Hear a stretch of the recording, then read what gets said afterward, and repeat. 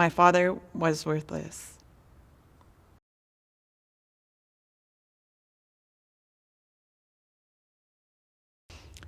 My dad, Edward Simpkins, was a lover of language, a poet, a musician. He was 72 when he passed, and cycled everywhere he went. He was supporting my family at the time of his death. My family was caring for my daughter, who was terminally ill, and he was there for us and helping us through that difficult time in our lives.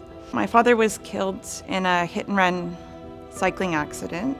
It was the eve of the July 1st long weekend. It was the night before my birthday.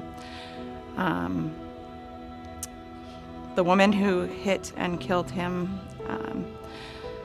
got out of her car, according to camera evidence, looked at him, his body, got it back into her car and drove away, leaving him to die. The woman who killed him, after an extensive media campaign by my family, turned herself in a week later.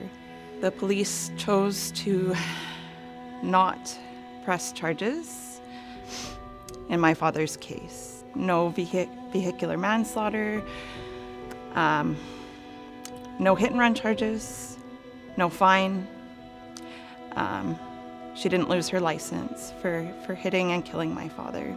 The police did not debrief my family as to why they didn't press charges. We were sent only a coded accident report in the mail.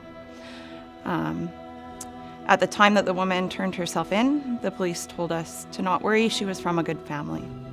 Crown Services has informed me that no charges were pressed in my father's case because the woman who hit and killed him hired a psychiatrist who argued that she was traumatized. So the reason she fled the scene was her trauma, not to avoid criminal charges. So she took any evidence of impairment with her when she left the scene. She left my father to die on the road. And apparently in BC, if you're from a good family and can afford a good lawyer, hit and run is legal. So the criminal justice system failed my father and my family.